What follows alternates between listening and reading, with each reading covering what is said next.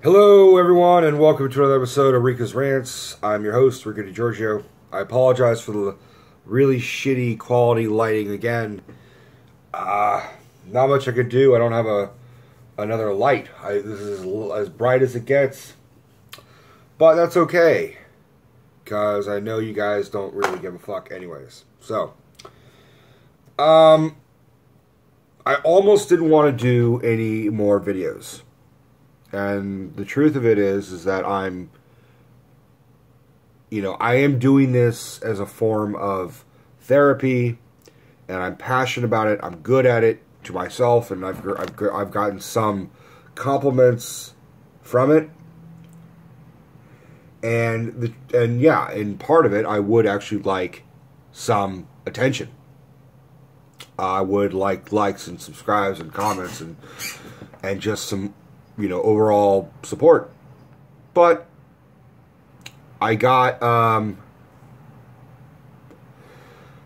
some support from one of my actual legitimate fans, and I'd actually like to thank him through this video, because he sort of lit a fire into my ass and just said, all those YouTubers didn't get fan bases their first year. They had to work at it. And he's right. And I knew that before he and I even talked about it. So I almost didn't want to do any more videos. I was just tired. I was just bored. And my passion was just sort of dripping and dropping. And, well, fuck it. Let's do this. So, Ricardo, thank you. This is actually a video I'm making for you, because I had also been asked by a couple other people if I was ever going to do the other Star Wars films. And May the 4th just sort of came and gone, and I had done a couple of videos of Rogue One and Force Awakens. And I had talked a lot about my whole overall views of Star Wars, the whole saga, in those two videos, and I felt like I had covered it. But inspired by the fact that I did virtually every Batman film, or at least the more prominent ones, I was told maybe I should just do the rest of them, because fuck it. So, without further ado, I will do Star Wars Episode 1, The Phantom Menace. Stay with me, guys. Don't fucking leave. And the reason why is because if we're going to do this, we're going to do this in order, not theatrically, but episodic, because it'll make an interesting flow. There are some good things about the prequels and the trilogy and the original trilogy and the sequel trilogy that I like and don't like. So it won't just be, these three movies suck, these three movies are great, the next ones were pretty good. I'm going to have some fluctuating opinions. So, number one, the good. Let's talk about the good of The Phantom Menace. Now, I can only speak about the good for my own opinion. And when Episode 1 came out in 1999, I was 8 years old. Perfect age to go see Episode 1. And that's what I'm constantly telling people that bitch about the prequels, is that you fucking forget that Star Wars is made for kids. It really, really, really, really is. All you fans that are in your, late 40s, early 50s, or even older, how old were you when you saw Star Wars in theaters, the original? You were a kid. 9 times out of 10, you were a kid. Or you were an adult and you were wowed by the special effects and you were just sucked right in. Or it was a nice callback for you watching Flash Gordon or, Star Trek. Something that you could be like, oh shit, this is like something I like, but better or different. Now for me, I didn't have my Star Wars theater moment until Episode 1. And yeah, even back then, I knew Jar Jar was fucking stupid. But it's still Star Wars. And that's the thing, is Star Wars fans love to nitpick. They love to pick and choose the best parts. And my whole thing is you have to accept them all. Just like with the 4th Indiana Jones movie, shut the fuck up. It's Indiana Jones. It's Harrison Ford. He came back. All these people are like, oh man, they're making another one, a 5th one. Harrison Ford should stop. They should stop making another one. Shia LaBeouf, blah, blah, blah, blah. You know what? I'd rather have a sequel with the original characters that we grew to love than a reboot.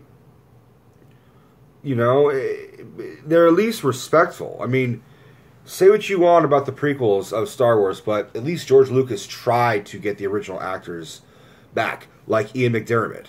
And he cast some actors as younger representations to portray the older ones. I mean, he didn't reboot and get rid of characters. He added characters for sure. But, I mean, he had a tough job, man. He came up with something that no one expected was going to be a mega fucking hit.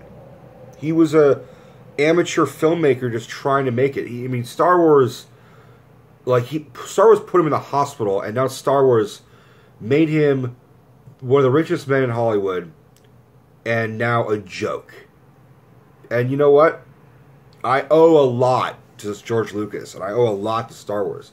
Star Wars, you know, when you're alone, when you were a lonely kid, like if you were like I was, Star Wars was a way of bonding friendships with people you didn't ever expect to be friends with.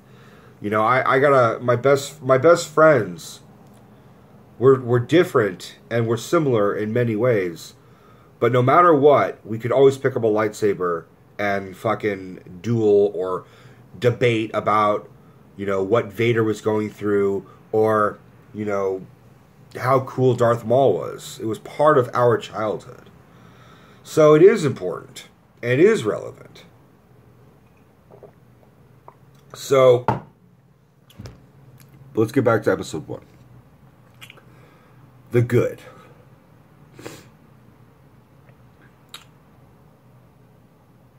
Liam Neeson. Liam fucking Neeson.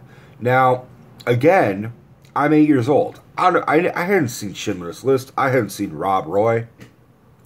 And Liam Neeson hadn't come and made this giant surge of popularity at the time. He was still a respected actor, but not a prominently amazing actor. He was very much, you know, underrated. He was another part of the up and rising Brit pack, if you would. You know, the Gary Oldmans or the Tim Ross or the, you know, the newer respected British or UK actors that were coming in. And he was part of that. So, this helped make him a star. And Liam Neeson is a star in this film. He has the gravitas of being an older, rebellious monk. And that's really an interesting point, take, is that you can see the influence to Obi-Wan. Because in this film, Obi-Wan is a Padawan or an apprentice, and he's conflicted because he wants to do the rules of the Jedi Council. He wants to obey Yoda. He wants to obey Master Mace Windu. But his teacher is a guy who's like, you know what? Rules are meant to be broken sometimes. That's fine.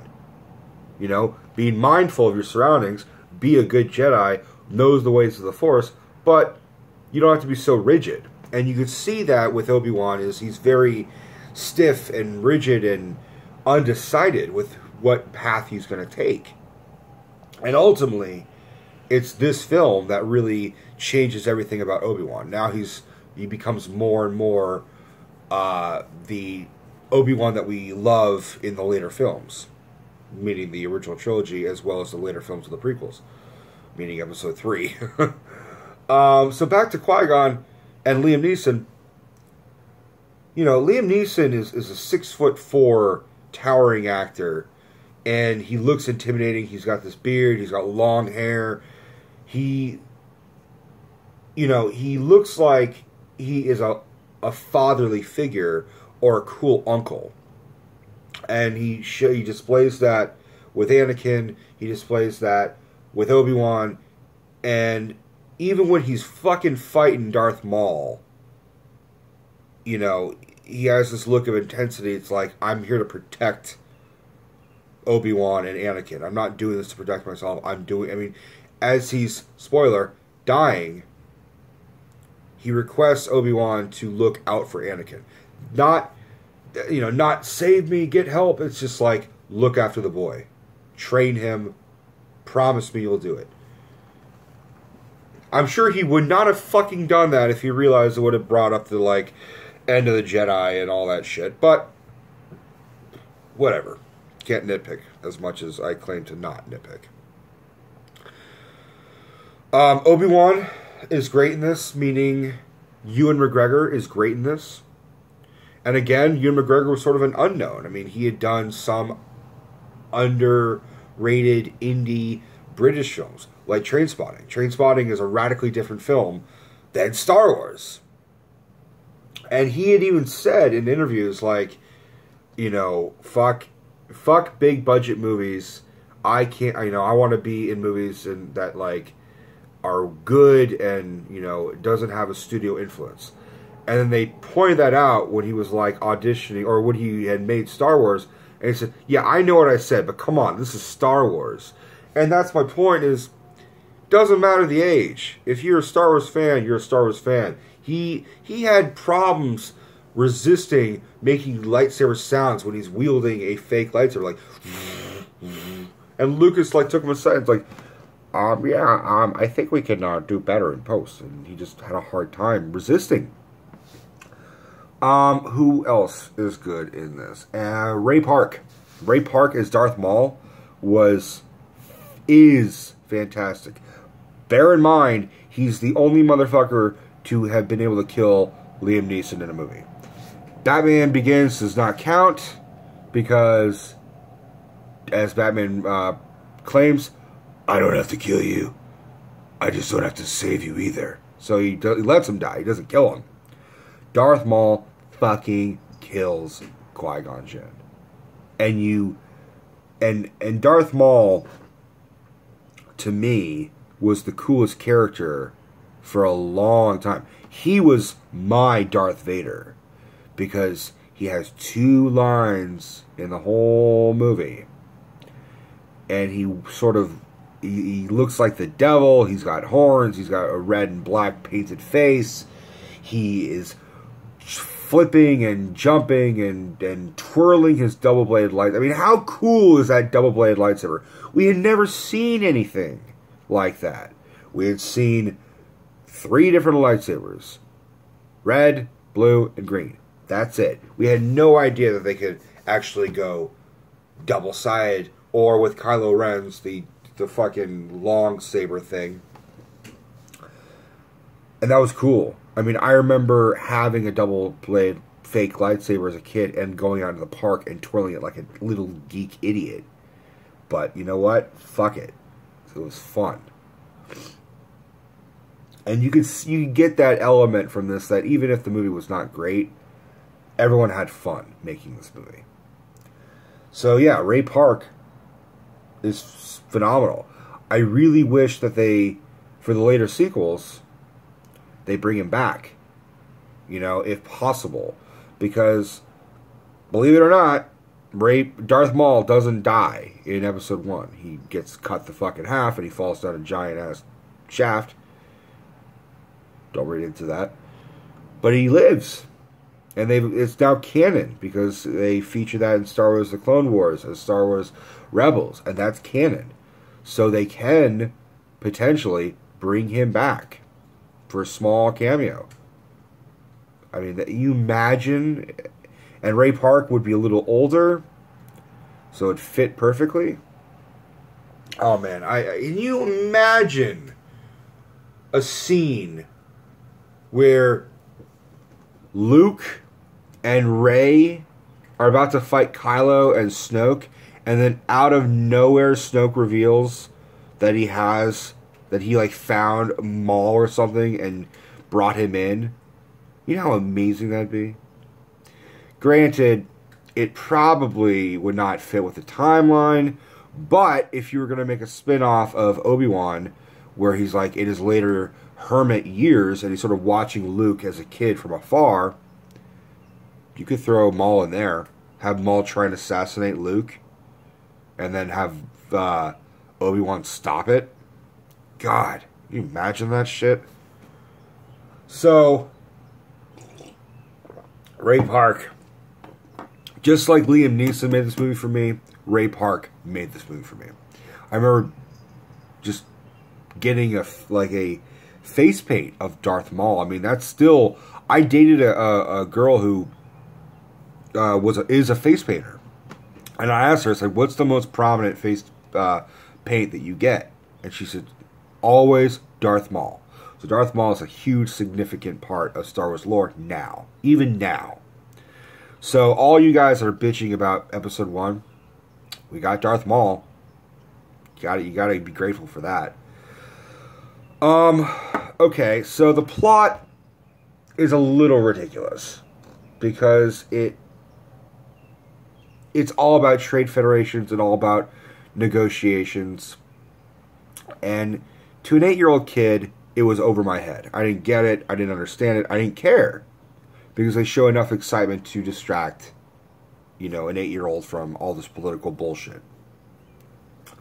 And that's all this really is a political movie. It's sort of like a weird, 70s espionage film. It just happens to be in Star Wars.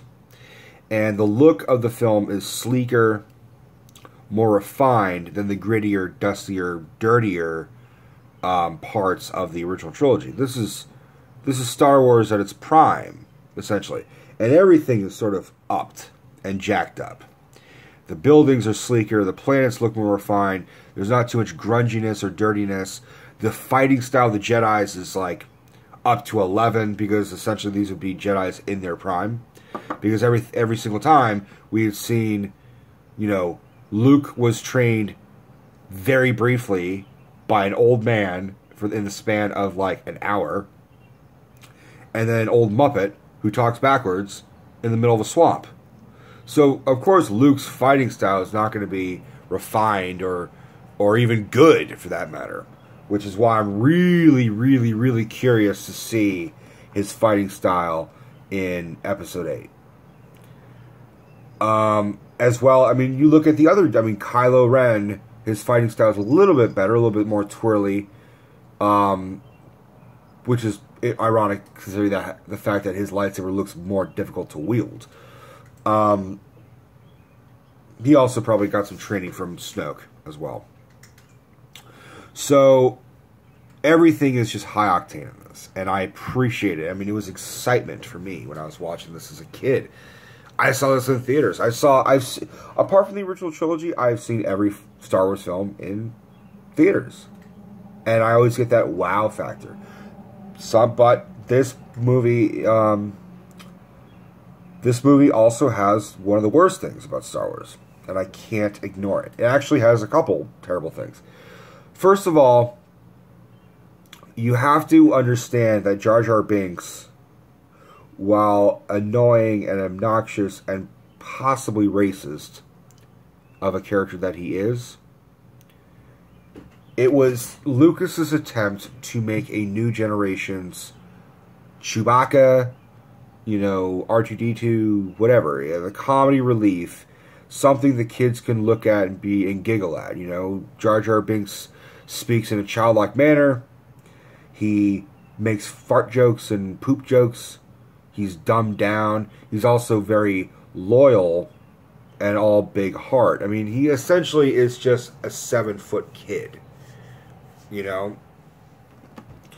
And I hated him. Not gonna lie. I had a huge problem with Jar Jar Binks.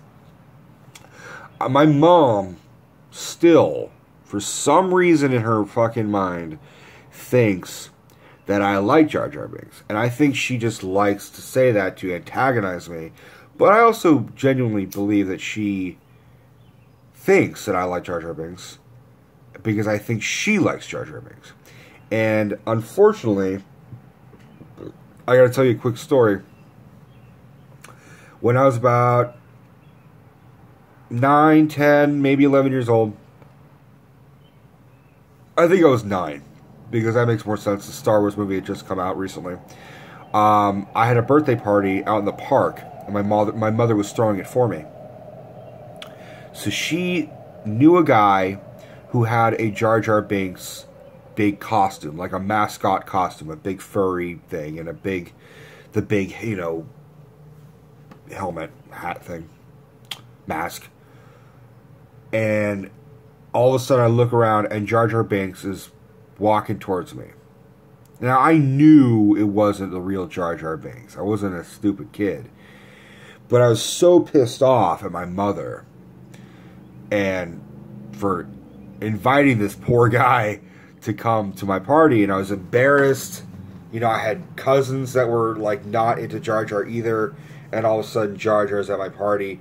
It'd be like, you know, I don't know how else to describe it. It'd be like, you know, say you're having you like Indiana Jones or something, and your mom invites Short Round to your party. You know, just kind of like, why? Or better yet, Willie from Temple of Doom. And I don't mean like the actual actors. Like, if Ahmed Best, who plays Jar Jar, showed up at my party, I would have been like, hey man, like, I respect what you do, but I did not respect your character. But I don't blame you primarily. I would have, you know, shown him some respect, because I would have shown an adult respect, or at least an actor respect. But seeing a guy just dressed up as Jar Jar just sort of put me over the edge, and I ran up to Jar Jar and I said, I fucking hate you, Jar Jar Binks, and I punched him in the stomach, and my mom had to, like, pull me away. It was an interesting time. I mean, like I said, I knew it was a guy in a suit, but I didn't care. I was embarrassed and pissed off. And as it turns out, I was the only one who had an issue with it. No one else really cared. They were there for me, not from, you know, I was 8 and I was weird, whatever. Or 9. So yeah, Jar Jar is a weak link of the trilogy. And you could see he's less prominent in the later films because of that backlash. I've also heard rumors that Jar Jar was originally supposed to be a bigger character. Excuse me. It's 5 a.m. here, sorry. And not just a prominent character, but an evil character. It was actually, there's a strong theory that I don't know if I agree with or I don't know if I disagree with, that essentially Jar Jar was the Phantom Menace. And there's some to say about that, but I will save that for another video if requested. There's plenty of other videos out there about this theory, to be perfectly honest. Okay, let's move on from Jar Jar and let's talk about Jake Lloyd. Jake Lloyd, who plays the kid version of Darth Vader, or in this case, Anakin Skywalker. He was a kid, guys. He was a child. I mean, what are you doing? The cat's scratching on stuff. He was a kid. You know, Jake Lloyd is not doing good now, man. I mean, he was a prominent kid actor in the mid-90s. He was in Jingle All the Way. He was having fun. And he was having a passion. You know, he was trying to be an actor. How else do you act as a little kid? You act like a little kid. He did everything he could that George Lucas told him to do. George Lucas was his boss. And George Lucas really didn't know, you know, George Lucas doesn't write dialogue very well. So Jake Lloyd is doing the best he can with the acting that he could do. And people were too hard on him, man. I mean, even myself, I was like, he's kind of a shitty actor. But of course he is. He's fucking 8 years old. I mean, not everyone's going to be Haley Joel Osment or Or Macaulay Culkin. You don't have to be that amazing. You have to sort of just be like, all right, the kid sucks, kind of. And I've been critical of kid actors. I mean, but the fact that Jake Lloyd now is like a schizophrenic, and this ruined his life, essentially. I mean, he was bullied prominently forever for Star Wars. And called Mannequin Skywalker, and you know, bullied nonstop. I mean, he loved Star Wars before he was cast in Star Wars, and then once the movie was done, the movie came out, he said that he like had destroyed all of his Star Wars toys in a fit of rage. He's now a schizophrenic. He like hit his mom and like is off his meds and drove off in a high speed, like high chase pursuit car. Like, it's crazy. He's like almost in jail, or he like is about to commit suicide. Lay off him, man. It's not fucking funny. It's Star Wars. You shouldn't end your life over fucking Star Wars, or ruin your fucking life over Star Wars. It's ridiculous. So yeah, is he Vader? No, he's a fucking child. Let it, you know. What did you expect? Darth Vader to be an 8-year-old kid with a fucking helmet on? To be like force choking fucking other kids on the playground or the play desert ground? Yeah, you know, it's all about how innocent he was and how corrupted he became. You fuckers forgot that. The irony is, while you were trying to relive your fucking childhood, you forgot what it was like to be a fucking child. And I gotta give props to Mark Hamill. Mark Hamill recently spoke out in defense for Jake Lloyd. He's like, I will never forgive the Star Wars fans for what you did to that kid. And he's right. Listen to Luke, motherfucker. Damn. I mean, it's fucked up because it's Star Wars. It's part of our childhood. And you know, and this movie ruined someone's childhood, and it didn't have to be. It was a success. And it was something that we wanted. We wanted more Star Wars movies. Did you just want 3 and the Ewoks films? No, you wanted more. So just quit bitching. Take them all. Accept them all. You can not like certain things, but don't make it your biggest issue. And don't fucking ruin someone's life because of it.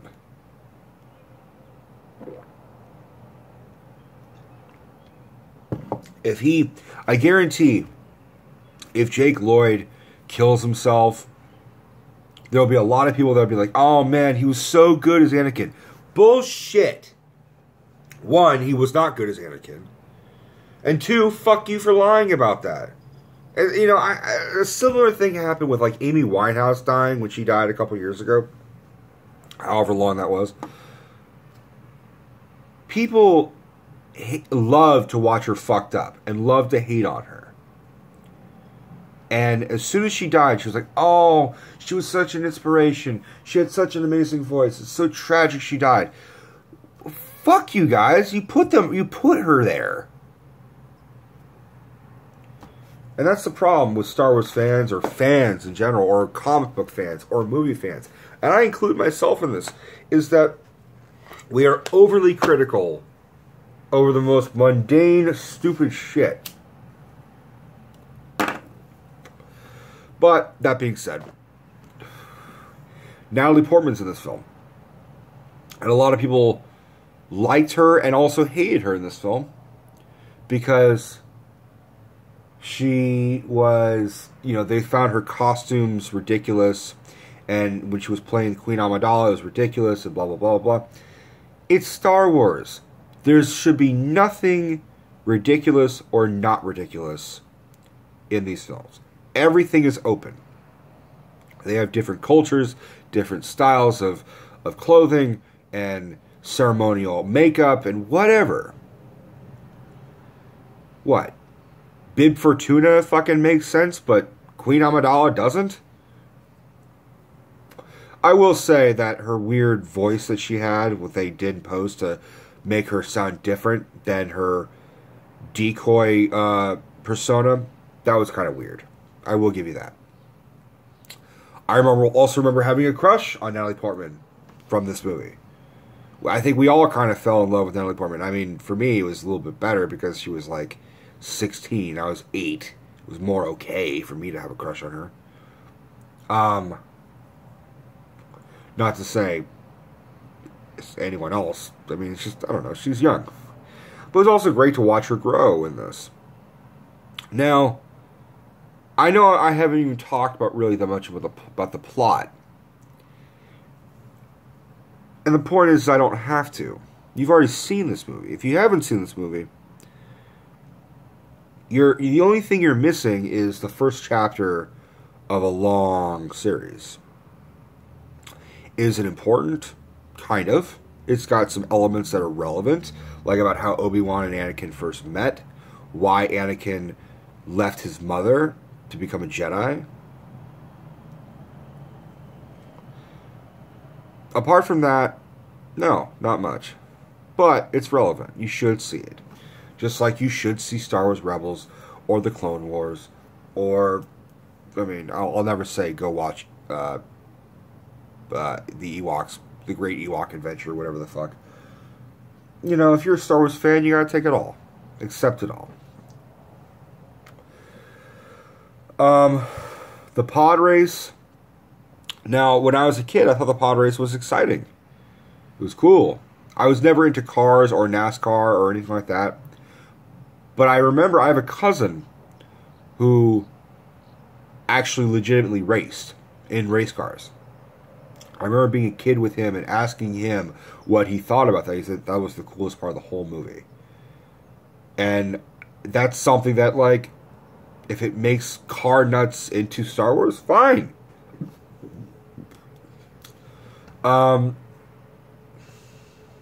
But easily the best part of the whole movie is this scene where Obi-Wan, Darth Maul, and Qui-Gon are fighting. And it's 2 against 1, 1 Sith, and they've never really fought a Sith. They were untrained for this. They were trained to fight other, you know, training lightsaber battles with other Jedi, but that was to hone their skills as a Jedi. Sith fight differently. They fight more ruthless and with anger and hate and all that other shit. So they were unprepared. And he holds his own. He fucking, you know, fights them with ease, and he guides them and manipulates them into going into the corridors. He controls the shots of where they're going. And the music that's playing throughout that scene, Duel of the Fates, oh my god. I mean, it's still one of the best soundtracks of any film, let alone Star Wars. And John Williams did an amazing job. I mean, he had to basically reboot his own soundtrack. He had to find something that was iconic, that had to upstage him. You know, apart from the, you know, Star Wars opening theme or the Imperial March or the Han Leia love music, he had to create something great, and he did. Duel of the Fates is a fucking amazing piece of music. And I will always treasure this one part where Qui-Gon and Obi-Wan are separated. And Maul are separated by these sort of force field things. They're all separated, and they all can see the other person through this force field. And Qui-Gon is sort of kneeling and meditating, and Maul, like a cat, is just pacing back and forth, staring at him, and he's got this smug look on his face, and he knows, like, I got this fool, I got this motherfucker. And that was terrifying. And it made this scene more intense. You know, as a kid, you kind of knew what was going to happen. You knew Qui-Gon was going to get fucked up. Yeah, man, that was seared in my brain forever. Just watching Darth Maul just pace like a cat, just glaring at them both with these yellow, red, angry fucking eyes. So that was my childhood. Now, next video, I will probably talk about Attack of the Clones. And admittedly, I will be more critical of Attack of the Clones for different reasons. And like I said, I do accept all these films for what they are. I am a Star Wars fan. So, as a film this itself, Phantom Menace is one of the lower ones. But it helped spark my interest in Star Wars. And it helped, it was my Star Wars when I was growing up. So I can't ignore it. Would I have done some things differently? I have no clue. I don't know what I would have done. But I'm grateful it was here, because without this, we wouldn't be looking forward to The Last Jedi. If there was no prequel trilogy, there would not have been a 7, 8, 9 coming out. And that's the truth of it. So on that note, Ricardo, this one was for you. I appreciate what you did. I appreciate you giving me the inspiration to do this. And yeah, guys, just love you all, whether you know it or not. May the Force be with you.